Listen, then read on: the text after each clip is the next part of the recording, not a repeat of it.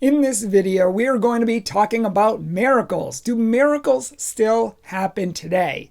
In a word, yes. Yes, they do. Miracles still actually happen today. Now, some people will say that, well, miracles happened a long time ago, many thousands of years ago, and they happened a lot more. So why don't they happen as much today?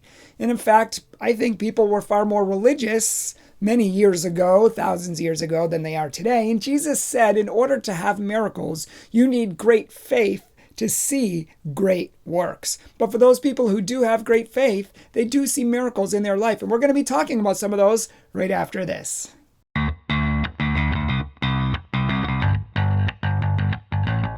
My name is Brian Mercier. I'm a professional Catholic speaker, a retreat leader, an author, and I'm the founder of Catholic Truth, an organization dedicated to teaching and preaching the Catholic truth and to helping people to know, love, and live their Catholic faith with purpose and passion.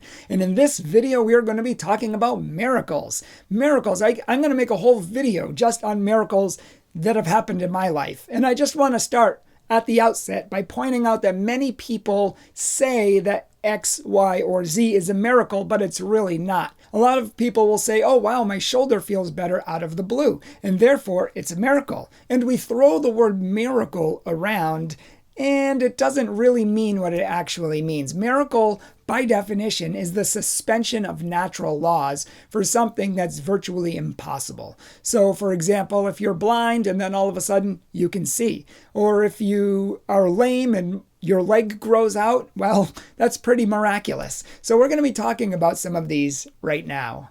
One of my favorite miracles that I've heard of is the miracle of the atomic bomb. This one is pretty crazy. During World War II, there were two bombs that were dropped in Japan, one on Hiroshima and one on Nagasaki. And in both places, there were two houses that still stand today that had Catholic priests in both of them. In Hiroshima, we know that atomic bombs can be up to 20 to 30,000 Fahrenheit or more. So they're really hot and they blow everything away, disintegrating it, leaving just the shadows which fall a few seconds later. And in this atomic bomb, these priests were only blocks from the blast itself. And one of the priests, in his own words, said he was thrown, and when he got up, he looked all around, came out of his house, looked around, and he could see nothing. As far as the eye could see, there was literally nothing. So these priests actually were blocks from the blast of the atomic bomb and survived. And for over the next 30 years, they had over 200 scientists and doctors and lots of other people come and study them and check them out and found that they were completely healthy. In fact, many scientists warned the priest and consoled the priest, telling them that because they were so close to the blast site, that they were going to die of radiation in the near future. But in fact, all of the priests, all 8 priests in Hiroshima, and all of the priests in Nagasaki are actually still alive today. And scientists have no idea how it happened that these priests are completely healthy, completely fine, and are completely alive. And it all happened just blocks from an atomic bomb blast. That's pretty awesome.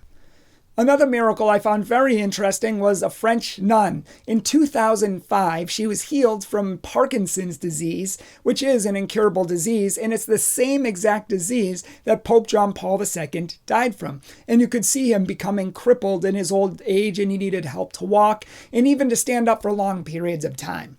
This nun actually had Parkinson's very badly, and her doctor told her that she would be in a wheelchair within probably 6 months. And this depressed the nun, although she had been in pain for years. She couldn't write with a pen. She couldn't work with her sister nuns out in the fields. She couldn't take car rides because it hurt, and she couldn't even really sleep at night. And just after 2 months after the Pope had died, she had prayed to Pope John Paul II in heaven and asked him to intercede for her to be healed.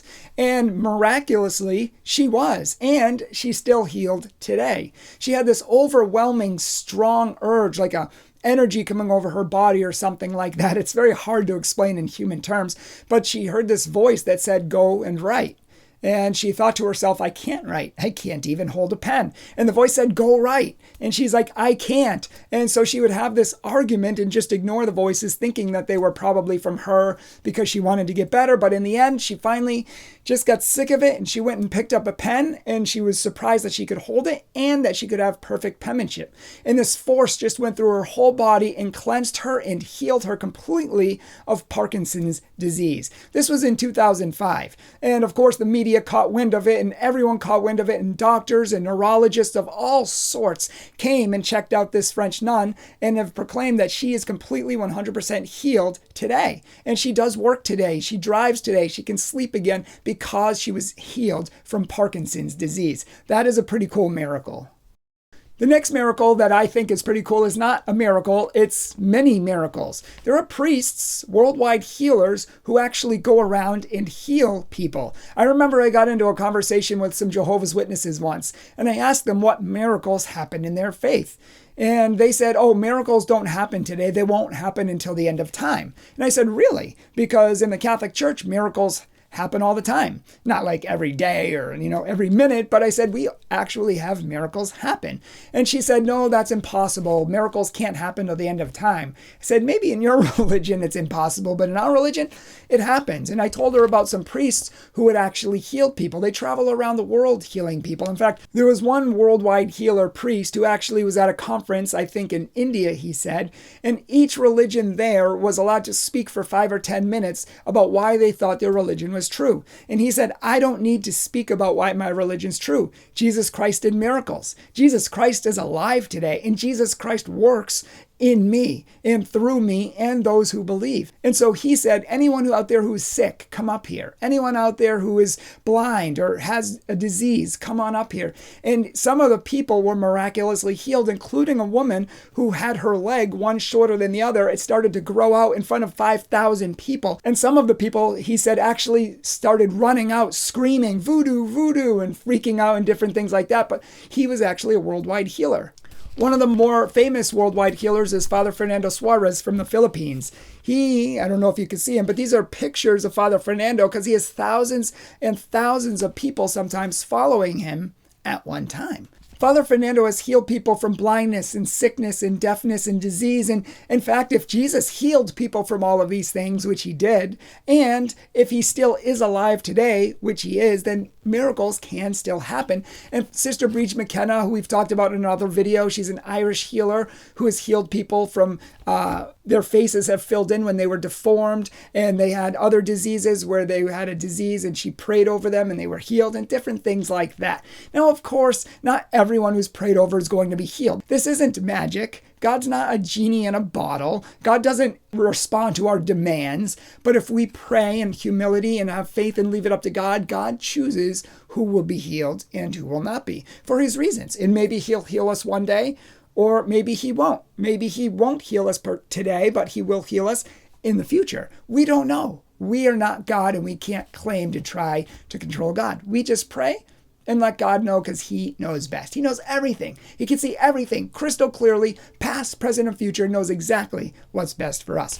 I actually have articles here from Father Fernando Suarez and his ministry, and there are a couple that are really interesting. There was a woman who was declared dead in Canada for 8 hours. Her organs were ready to be harvested and donated to science when Father Fernando Suarez showed up and said, hey, I promised the family I would pray. Can I pray with the woman?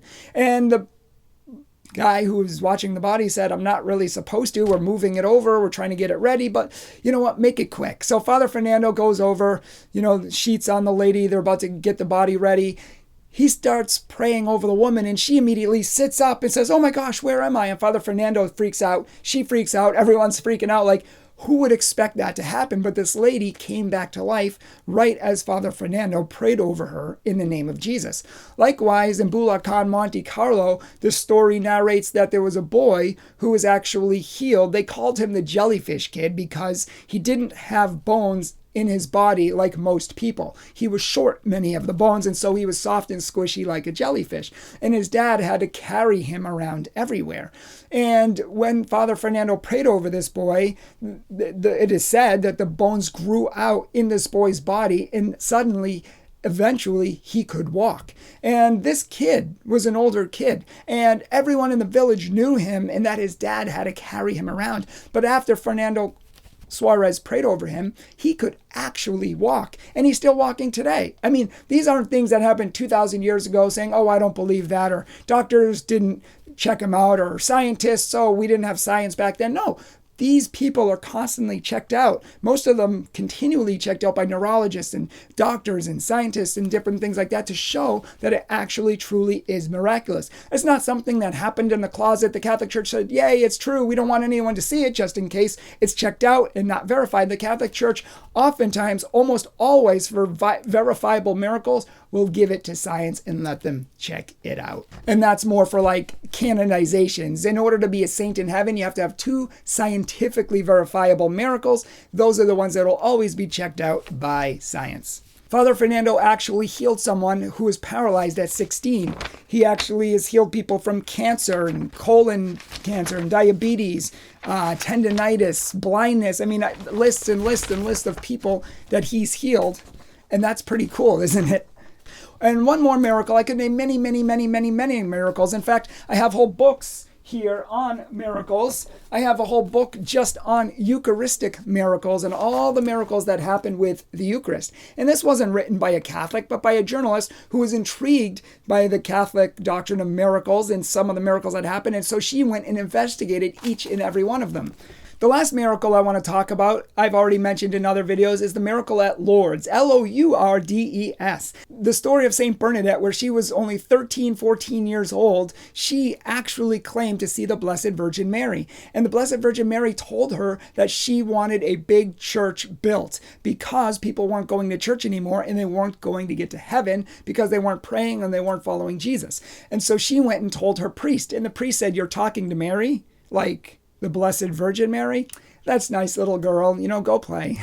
And the priest, of course, did not believe her. And day after day, she went and confidently bugged that priest. And she eventually went to the bishop because the priest would not listen to her. And the bishop didn't believe her either. And so finally, the bishop, who was more of a holy guy and open to the Spirit, said, "Listen, little girl, if Mary's really appearing to you, give us a sign from heaven. A big sign that nobody can mistake. A sign that I can know that it's from God." And so she went and told Mary, and Mary said she would appear on this specific date. And when she did, she told Bernadette to dig in the dirt. And people already thought Bernadette was a little crazy, and they gave her tons of psychological evaluations, and perhaps rightly so. But St. Bernadette actually dug in the dirt, and water kept coming up and kept coming up and kept coming up, and no one knows how or why, but water filled and created this little pool that's been there for 150 years, and thousands and thousands and thousands of people have been healed from some of the most incurable diseases known to mankind. If you go to Lourdes today, you will see the church walls covered with wheelchairs and crutches and casts, arm casts, leg casts, whole body casts of people who have gone there, didn't need these things anymore, and walked away completely healed. In fact, my priest, who has a PhD in quantum physics, quantum mechanics, he saw somebody with his own eyes cured from tuberculosis, which is an incurable disease. He's a scientist. In fact, a journalist who is an atheist went over to Lourdes and studied it for many years to disprove it. And when she actually took people, in particular one person who was about to die from cancer, and she would bring them over there and see that they weren't healed, and then she would call out the whole thing and start writing about how Lourdes was a fraud. But she ended up converting because of these miraculous events that she saw, and now she's a Catholic journalist that travels the world talking about the miraculous and talking about Lourdes in general. Some of these have been checked out and verified by science. In fact, 67 of these have been verified by science. Some of the diseases are like 15 letters long and you can't even pronounce. But over at Lourdes, they have a panel of 30 doctors and many people to check out these individuals. And these doctors aren't all Catholic, as you would expect. Some are Christian, some are secular humanists and don't even believe in God. But the fact is, you have a wide panel of people checking out these sick individuals who claim to be healed. It's amazing how many people have been healed. It's amazing. And again, God's not a genie in a bottle. You're just not going to go to Lourdes, put in a quarter, pull out the slot like at a vending machine and demand a cure for cancer for 25 cents. It doesn't work that way. But for people who have faith, you can go over and have the possibility of being healed. And the reality is that many, many, many, many, many people have been healed and still are healed today because God is real. He's not outdated. He's not dead. He's not superstitious. God still works today. But for most people, we prayed a lot when we were kids. But when we grow up, we kind of stop praying. We stop going to church. We become lukewarm. God doesn't seem as real to us, and we lose that faith, and we wonder why we don't see God work powerfully in our life. Maybe you got great grades like I did when I was in grammar school, elementary school, but then you grew up and you didn't like school and you stopped studying and you stopped taking tests and really studying for the tests and you didn't do what you were supposed to do, and I ended up almost flunking out of high school because it didn't mean much to me. It's no wonder I didn't get much out of it. And it's the same thing with our faith. What we put into it is what we get out of it, and we have to do it God's way. But the reality is that miracles still happen. But the coolest thing before I recommend these books is that Saint Bernadette is actually incorrupt. You can see here, I hope you can see in the middle picture, that she looks like she's sleeping. They dug her body up after 150 years, a little less than that, and found that she was completely, totally still intact, as if she had been mummified. But she had never been mummified. She had never been embalmed. She was buried like everyone else. But so many miracles were happening at her gravesite that the Catholic Church was wondering what's happening down there. And so they decided to dig up the body and see what was going on. And she was wholly incorrupt. There's 3 types of incorruption. There's incorruption where you're mummified and your body is not exposed to air, and that if your body eventually gets exposed to air, even a little bit, it'll turn into a skeleton within days and smell like rotted flesh. But the mummification process prevents you from having your body broken down. You could also be born near high tension wires or radiation, and that can actually keep your body partially or mostly even incorrupt. However, if you're exposed to air at all, or if you move your location at all, you're going to become a skeleton within days and you're going to smell like a rotting corpse. Full incorruption, like these saints, these Catholic saints, so many Catholic saints have remained incorrupt, like Saint Bernadette. And that is a full incorruption where there's no radiation, no mummification process, and they're just incorrupt. In fact, Saint Bernadette, they say she still feels warm and she still smells like roses. And all of these experiments and studies have done, examining her. And Padre Pio and Blessed Margaret of Castello and Saint Vincent. In fact, I have a picture of Saint Veronica here on the top picture. I don't know if you can see it, but she's been dead 300 years and her whole body is incorrupt. In fact, I have a whole packet here of incorrupt saints who have been dead 500 years and their bodies are still totally, completely incorrupt. The Bishop of Lourdes got his sign and he built that church, and many miracles still happen today. And Saint Bernadette gave us all another sign, and God spoke to us through her, telling us that these things are true because he kept her body fully and completely incorrupt miraculously without any explanation. And this is so cool. In fact, if you're interested in this, check out the book, The Incorruptibles, which is a story of all the incorrupt saints, or many of them, and it's by a journalist who went to check out the miraculous. And this is very, very, very interesting that it still happens today. Even when we have science, even when we have physicians and doctors and people who can check them out, it's still completely, totally unexplained, and that is cool. For me, God's done many miracles in my life. I've seen God work powerfully and strongly in my own life, and I know that you can too if you have faith, if you follow God with all your heart, mind, soul, and strength, and you follow him the way he's asked you to, you can see miracles in your own life. Even if they're not the big M miracles, huge miracles, you will definitely see God working clearly in your life. Thank you so much for watching. I hope you found this helpful. If you found it inspirational, if you liked it, please like it, give it a like, hit that little thumb up button, and share it with others. Let's get the message out there. Let's show the world that miracles still happen and that God is still real. Please share this with others. And if you want to help us and become a patron and help us make more videos like this, please support our nonprofit ministry. Thank you very much for watching. God bless. If you have any questions about these, or if you have any follow-up comments or thoughts, please put them down below. If you've seen any miracles in your own life, or if you know of any miracles, or if you've heard of any really cool miracles that you want to share with us, put them in the comment section below. I'd love to hear about them, and I'm sure other people would too. Thank you so much for watching, and God bless you.